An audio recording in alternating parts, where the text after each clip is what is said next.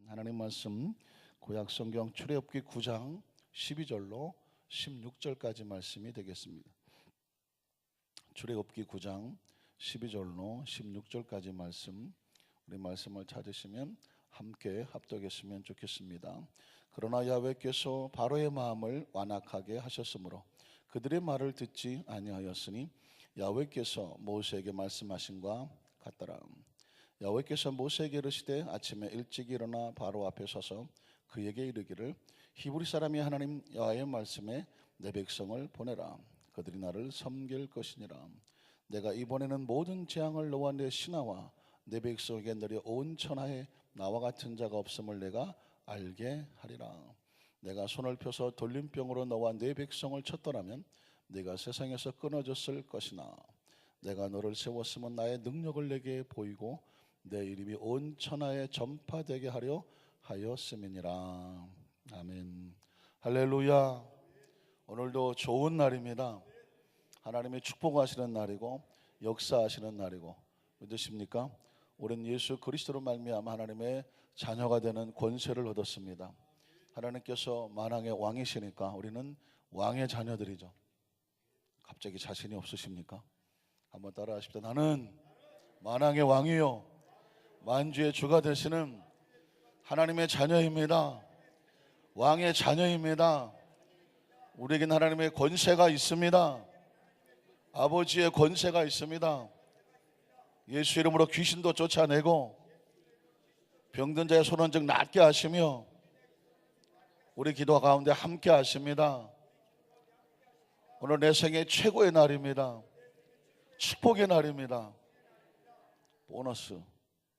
오늘이 여러분이 살아온 삶 가운데에 가장 완숙한 날이고 앞으로 살아갈 날의 최고의 젊은 날입니다. 내일은 하루 더 나이를 드시기 때문에 오늘이 살아있는 날 동안은 최고로 어떤 날이다? 젊은 날이에요. 내 생애 최고, 앞으로 남은 날 중엔 젊은 날이니까 힘을 좀 팍 주시고 힘있게 사십시오. 허리 좀 펴세요. 네, 허리.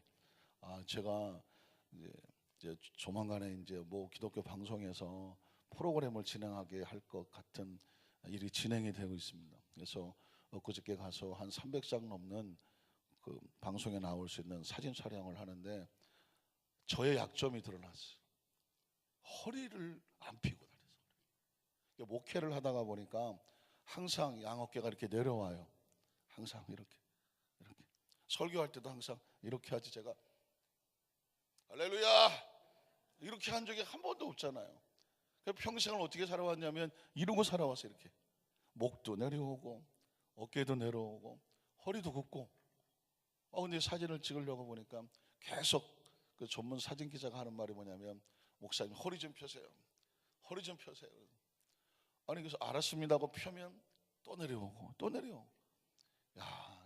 사진을 한번 전문 기사한테 맡겼더니 약점이 다 드러나는 거예요. 허리를 안 펴서. 아이고 허리가. 그래서 이게 허리를 똑바로 펴야 사진이 잘 나온대요.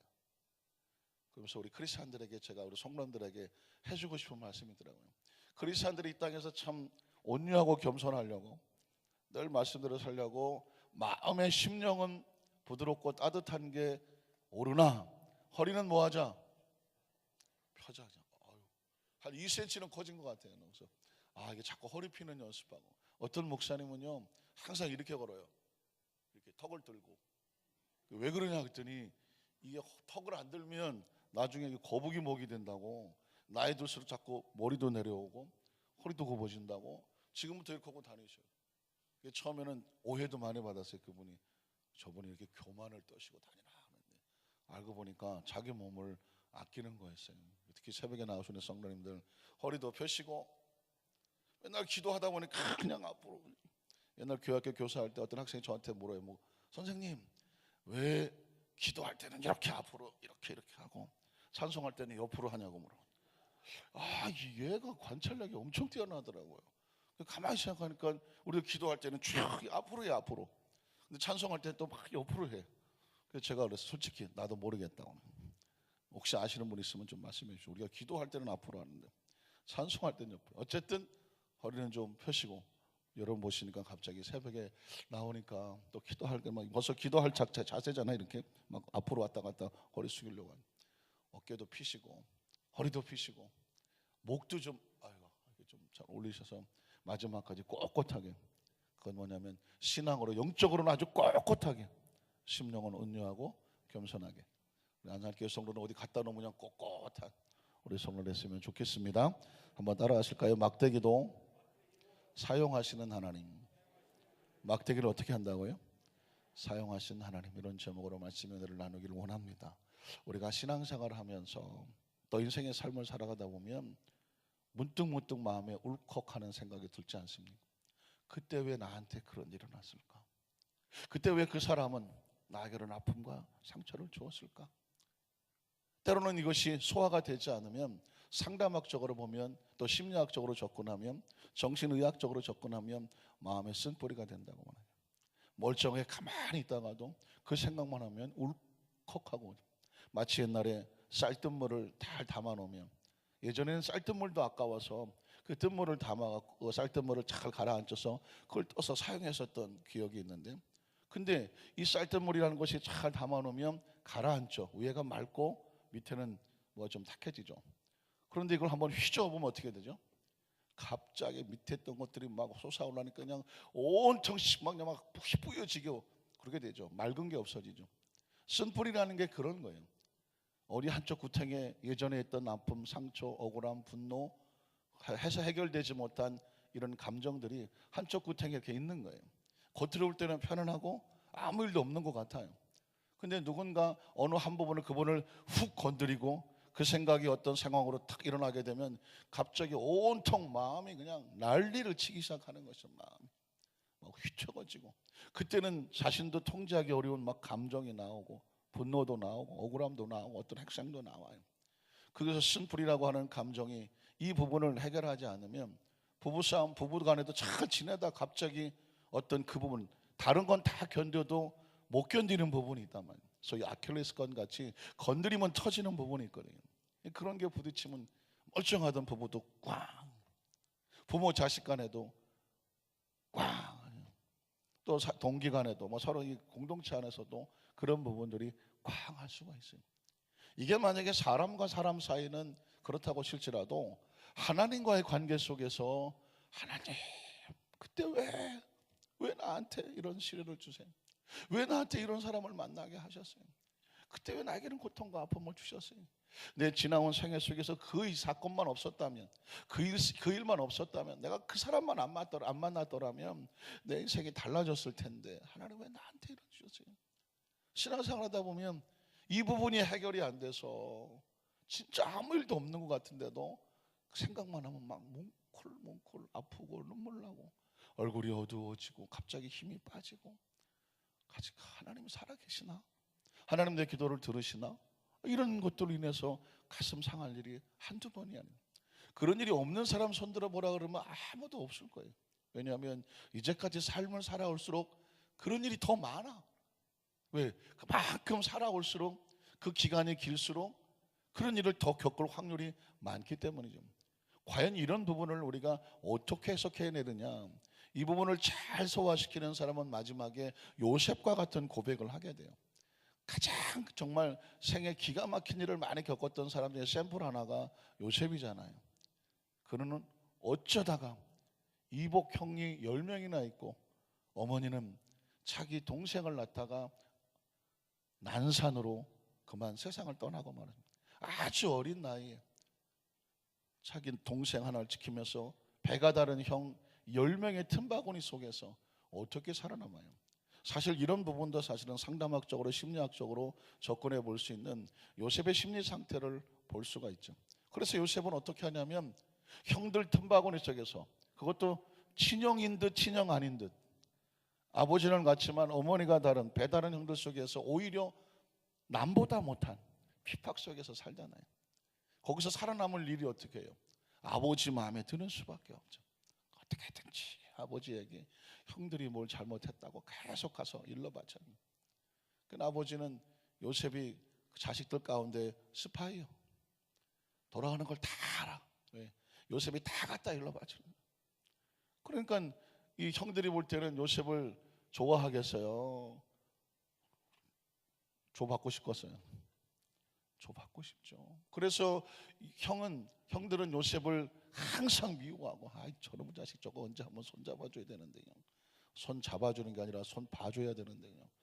그러면서 항상 형들은 요셉을 미워했고, 그런데 또 야곱은, 이게 또 야곱이 여린 사람이고 어릴 땐 마마보이로 자라고 늘 감성이 충만한 사람이라 그 네 명의 부인 가운데 라헬을 가장 사랑한 건 라헬이에요.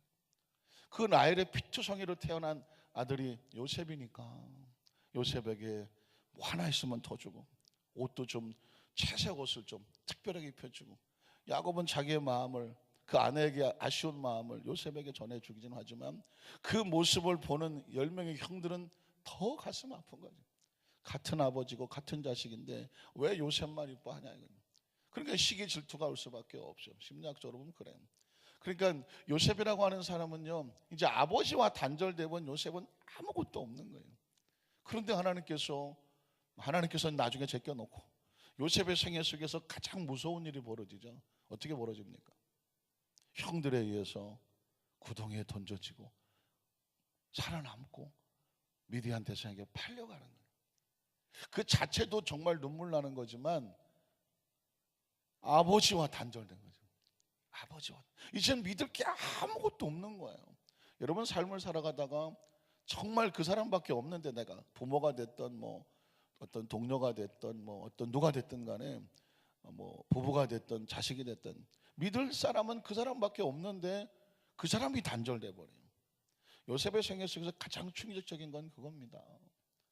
아버지가 없으면 요셉은 이제 17살 나이에 할 수 있는 게 아무것도 없어요. 근데 그것도 남의 집사로 노예 상인에게 팔려서 낯설고 물설은, 그것도 애굽으로 끌려는 엄청난 거리입니다.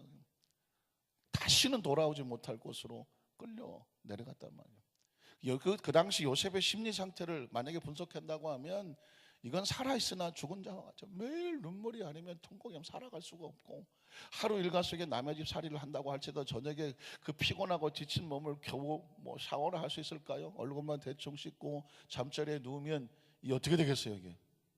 이거 안 올라오겠어요? 내가 어쩌다 여기까지 와서 이 상이 됐나? 그 세월이 얼마냐면 13년이에요. 또 뭐 아시는 것처럼 보디발 장군의 아내에게 억울한 성폭행범으로 몰리고, 그것도 한 번 들어가면 절대 나올 수 없는 왕의 감옥. 왜 왕의 감옥이냐? 이름은 멋있지만 한 번 들어가면 절대로 못 나와요. 왕이 허락하지 않는 한 절대로 나올 수가 없어요. 뭐 1심, 2심, 3심도 없어요. 죽었다는 얘기입니다. 그 감옥에 끌려 들어갈 때 요셉이 어떻겠어요? 처절했죠. 내가 왜? 그러니까 요셉의 가슴은요, 한 맺힌 삶이죠.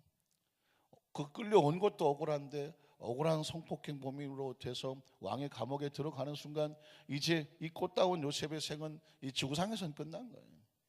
그 속에서 요셉의 상태가 어땠겠어요? 그것도 믿었던 술 맡던 관원이 마지막 희망이었는데 워낙 술을 많이 쳐드셔서 기억력이 없어요. 자기가 나가니까 요셉을 까맣게 잊었다고 얘기를 하죠. 까맣게 있는 순간 이제 요셉의 희망은 아무것도 없는, 요셉의 상태를 뒤돌아보면 요셉의 생애 속에서 나중에 그가 왕의 감옥에서 그대로 늙어서 세상을 떠났다고 쳤을 때 만약 그 옥중에 만나면 요셉은 뭐라고 말했을까요? 한 맺힌 삶으로 그 감옥에서 생을 마감했었지 않겠습니까? 그러면서 자신의 지나온 삶 가운데 고통을 주었던 형들, 미디안 대상들, 보디발 장군의 아내, 그리고 정말 안타깝고 속상한 술 맡은 관원, 마지막 희망, 모든 게 끝난. 아마 요셉은 그렇게 끝나지 않았겠습니까? 하나님, 난 여기서 쓸쓸히 내 인생을 마칩니다. 나를 애국까지 보내신 이유가 뭘까요? 아마도 요셉이 그걸 소화시키지 못했다면 그렇게 생을 끝났을지도 모릅니다. 그런데 놀랍게도 그 모든 것을 어떻게 소화시켰을까요? 여러분 알고 계시지만 요셉의 마지막 고백은 그렇지 않습니까? 당신들은 나를 해하려고 했지만 하나님 그걸 무엇으로 바꾸었다? 선으로 바꿨다는 거죠. 놀랍게 이 모든 과정 속에서 요셉에겐 소화력이 있었어요. 하나님이 하신다였었습니다. 여러분 좀 동의 안 하시잖아요. 아멘이 안 나오네요. 둘 중에 하나예요. 뻔한 얘기를 그 정도는 나도 소화시킨다. 그런 정도가 아니면 뭐 요셉은 될지 모르지만 나는 죽어도 못한다. 내 돈에 흙이 들어가기 전까지 난 절대로 용서 못한다. 자, 제가 지금 말씀드린 포인트는 뭐냐면 내 삶에 벌어지는 모든 상황에는 누가 계신다? 뭐 알기는 뭐 뚫어지게 잘하신다고, 하나님이 계신다. 내가 이제껏 만났던 모든 사람들의 배후에는 누가 있다? 좀 정확하게 얘기하세요. 누가 계신다고요? 이건 이걸로 상담 다 끝나는 거예요. 이걸로 내적 치유 다 끝나는 거예요. 이제 어디 가서 여러분 상담해 주세요 그럴 이유 하나 없어요. 여기 뭐 속이 아파서 내적 치유 다 필요 없어요. 밥 먹을 때마다 소화가 안 돼서 소화제 다 필요 없다니까. 내가 이제껏 삶을 살아오면서 내 삶에 벌어진 모든 환경은 우연이 아니야. 정확한 시나리오가 있고 감독이 있고 계획이 있고 목적이 있는데 누가 하신다? 확신하십니까? 이게 정확해야 돼요. 이제껏 내가 살아온 이 삶 속에 내가 만났던 모든 처절한 가슴하고 아프고 눈물 나고 생각만 하면 속이 뒤집어지는 상황의 배후에도 누가 계신다? 하나님이 계신다. 이게 소화가 되면 인생의 삶 가운데 뭐 치료받을 일도 없고 어디 가서 상담할 일도 없고 어디 가서 눈물 흘릴 일도 없고 어떤 상황 속에 당황할 일도 없고 쭈삣거릴 일도 없고 두려워할 일도 없고 억울해서 막 잠 못 잘 일도 없고 속 터져서 가슴 칠 일도 없다. 왜냐하면 이 세상에, 아니 이 우주 가운데 벌어지는 삶 가운데 우연은 하나도 없어요. 심지어 내 눈물이 피처럼 쏟아지는 상황이라고 할지라도 크리스찬들의 머릿속에 생각 속에 반드시 알아야 될 것은 뭐냐면 이 상황 속에서도 배후에는 누가 계신다? 하나님이 계신다. 라헬이 아니라 하갈이 처절하게 자신이 잘못한 것도 분명히 있어요. 사라에게 쫓겨서 베간 남산만에서 집에 쫓겨나서 올 데가 없어서 어느 샘물 곁에서 처절하게 통곡할 때 그를 찾아오셨던 것은 야훼의 사자였다는 것을 기억하시죠? 야훼의 사자가 하갈이라고 하는 천하대천한 몸짱, 오만하게 짝이 없고 주인을 무시하고 그랬던 한 사람이지만 그가 하나님의 이름을 끌어안고 그 남산만한 배를 끌고 피투성이로 계곡의 물가에 쓰러져 있었을 때 그의 부르짖음을 들으셨던 것은 하나님이셨어요. 그래서 하갈은 그렇게 고백했다고 말했죠. 나를 살피시는 하나님. 한번 따라 하실까요? 나를 살피시는 하나님.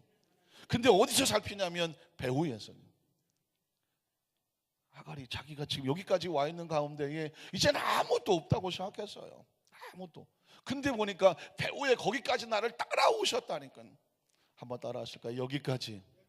그리고 거기까지 따라와 주시는 하나님. 우리의 처절한 통곡을 들으시는 하나님. 그래서 여러분 하갈처럼 고백하셔야 돼. 하나님은 나를 감찰하시는구나. 한번 따라 하실까요? 하나님은 나를 감찰하시는구나. 어디에서?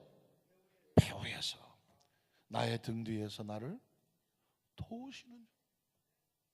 내가 평안히 갈 때는 보이지 않지만 내가 지치고 넘어질 때는 여전히 다가와서 손 내밀어 주시는 하나님. 일어나 걸어라. 왜 절망하고 낙심하고 쓰러져서 일어나. 여전히 나는 너와 같이 있다라고 하십니다. 여러분 이 의식과 사고예요. 사고. 이건 오늘 한번 설교 듣고 잊어버리는 게 아니라 이 머리툴 속에 프레임, 영어로는 프레임, 일본말로 왁구. 몰라요. 왁구. 왁구가 그냥 딱 채워지고. 일본말, 한국말은 뭐야 이게? 의식, 사고, 관념, 신앙적인 관념, 의식, 사고 꽉 채워 있어서 이게 머릿속에 딱 박혀 있으면 어떤 상황을 보더라도 그거를 그런 관점에서 소화낼 수 있는 소화력을 가져야 돼요. 영적인 소화력. 믿으십니까? 자, 성경으로 들어갑니다. 첫 번째로 바로의 마음은 하나님께서 완악하게 하셨다. 모세가 80년을 연단을 받고 이제 이스라엘 백성에게 나타나서 그 수염을 흩날리고 80이 됐는데 뭐 무서울 게 있겠어. 지팡이를 하나 들고 하나님의 지팡이 들고 이스라엘 백성에게 빵 허리를 세우고 목을 세우고 하나님이 나를 보내셨고 너희를 저 애굽의 바로의 손에서 건져냈을 것이다. 약속의 땅으로 가자라고 말했어. 그랬을 때 바로를 찾아가서 하나님께서 나를 보내셔서 내 백성을 하나님께서 건져내셔서 하나님께서 이 백성을 내보내기로 하시니 바로는 내 말을 들으시오라고 했을 때 바로 왕이 바로 꼬꾸라졌으면, 이름대로 그냥 바로 꼬꾸라졌으면 얼마나 좋겠어.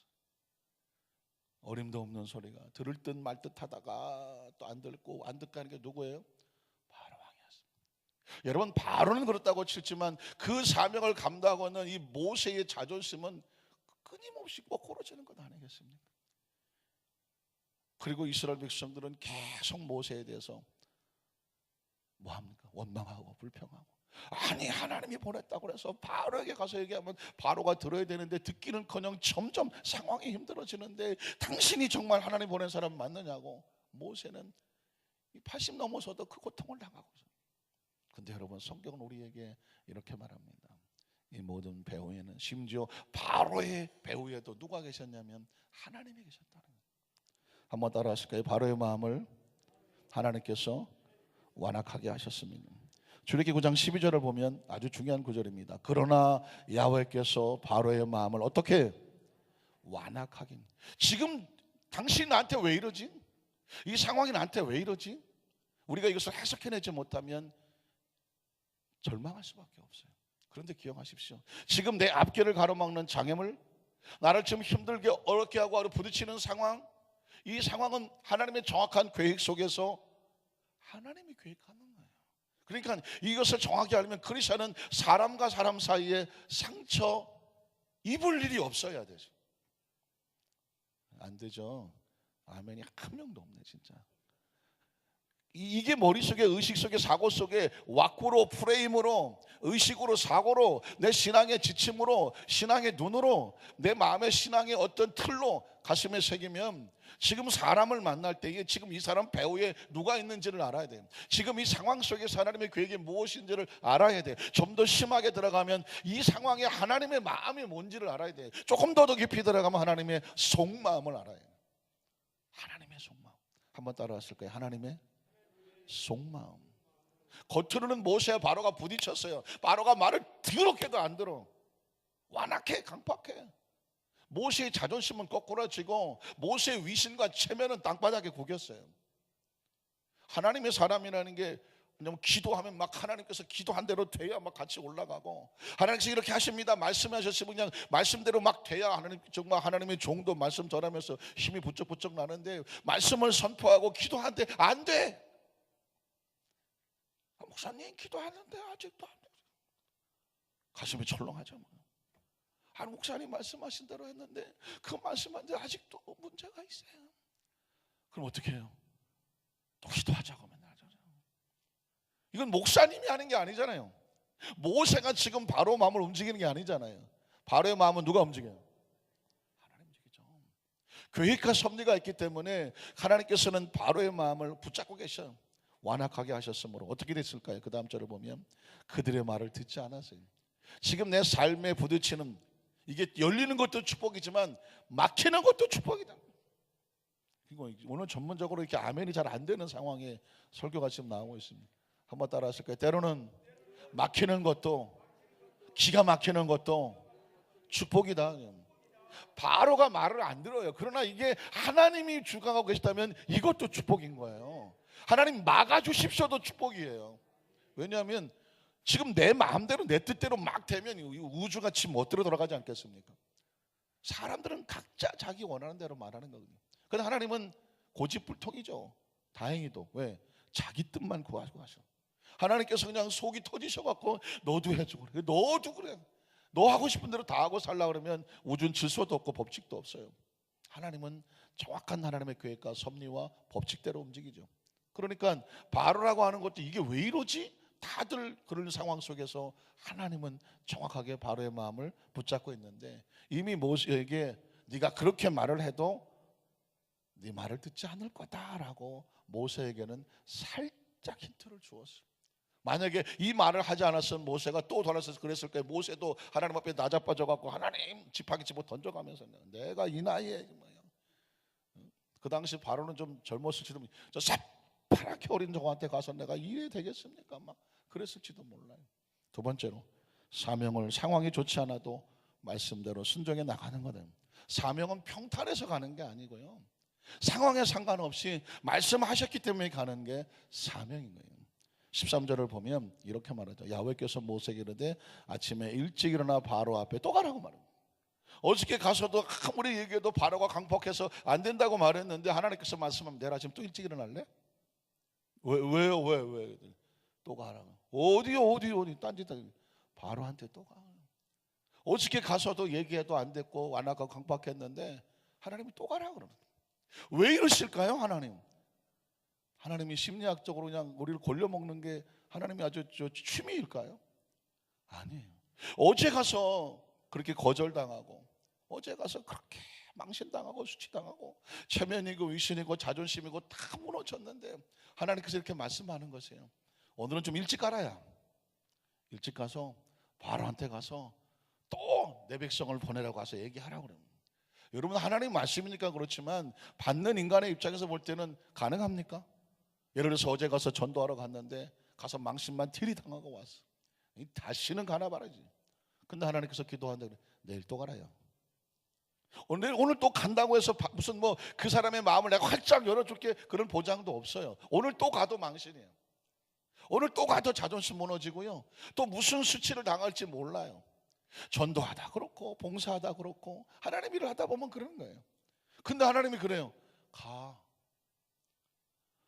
이게 정말 길을 활짝 열어놓고 그 사람이 지금 너를 기다리고 있으니까 너 가면 그냥 오늘 뭐 일이 잘 될 거야. 그러면 가야지 당연히.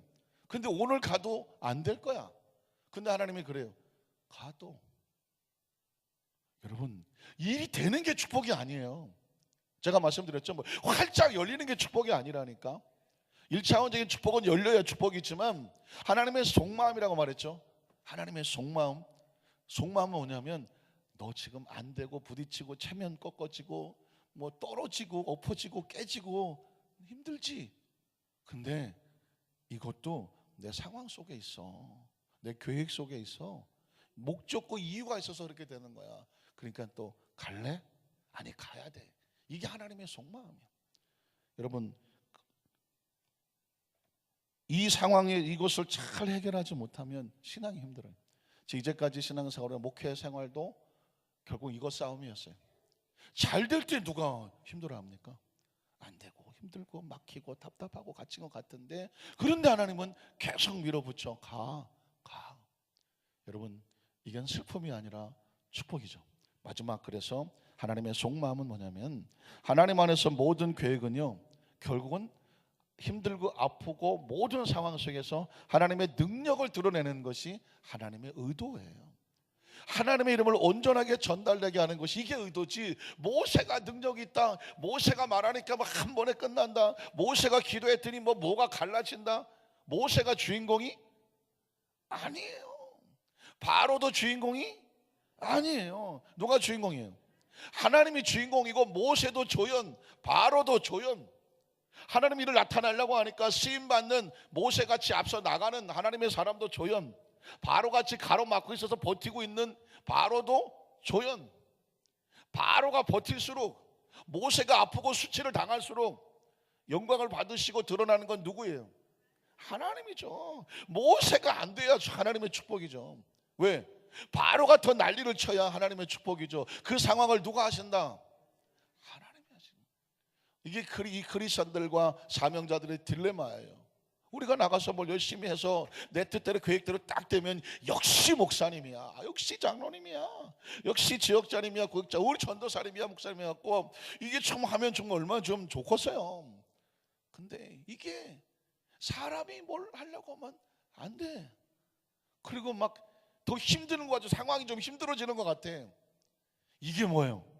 하나님이 일하실 수 있는 서로의 기회지. 하나님과 안 돼요. 그게 축복이야. 그럼 왜? 그럼 네가 안 돼야 돼. 그럼 누가 돼야 돼요? 하나님이 돼야 돼요. 그러니까 지금 모세는 안 돼. 바로는 난리를 치는데 하나님 이렇게 말해요. 이 상황은 하나님을 드러내려고 하는 거야. 그 능력과 이름을 천하에 알게 하려고 하는 거야. 그러니까 모세는 뭐냐면, 하나님의 사람 뭐냐면 나는 죽고 하나님의 영광은 드러나면 되는 거예요. 나는 감춰지고 하나님의 영광을 드러내면 돼요. 그게 지금 하나님의 속마음이에요. 출애굽기 9장 14절을 보면 내가 이번엔 모든 재앙을 너와 내 신하와 내 백성에 내려 온 천하에 나와 같은 자가 없음을 너가 어떻게 해야 돼요? 저 바로 같은 당시 최고의 사람도 야, 이건 하나님밖에 없구나라고 저 입에서 하나님이 나와야 돼요. 16절에 보면 내가 너를 세워서, 하나님께서 모세가 아닌 바로를 세웠어. 바로는 이 막대기 아니에요? 근데 하나님 막대기 바로도 세웠답니다. 이유는 뭐냐? 나의 능력을 너한테 보이려고. 큰 막대기수로 야 저걸 꺾으면 대단하지 않습니까? 요만한 건 우리도 꺾어요. 이런 바로를 갖다가 하나님이 꺾어서 나의 능력을 내게 보이고 내 이름이 온 천하에 전파되게 하려 하였습니다 하는 말씀을 정리합니다. 여러분, 이 눈으로 보이는 상황이 이게 축복이다 아픔이다 절대 우리가 판단할 수가 없어요. 내 생의 삶을 살아오면서 그때가 좋았지, 그때 너무 힘들었지, 이건 내 생각이죠. 하나님의 관점에 속마음으로 보면 가장 힘들고 눈물 나고 내가 피투성이로 떨어지고 아팠던 상황에 주님은 이럴 거예요. 그때 많이 힘들었지. 그러나 그때가 가장 힘들고 어려웠을 때가 사실은 내가 네 배후에 있을 때고, 그런 상황 속에서 너를 끈져냈잖아. 끈져냈다. 이거 사투리인데 경기도 사투리인 겁니다. 건져냈잖아. 여기까지 왔잖아. 그게 누구의 능력이에요? 하나님의 능력이고, 그러면서 누가 높임을 받아야 돼요? 하나님의 이름이 높임을 받아야 돼요. 그러니까 저와 여러분이 살아있는 것 자체가 간증이야. 그냥 간증.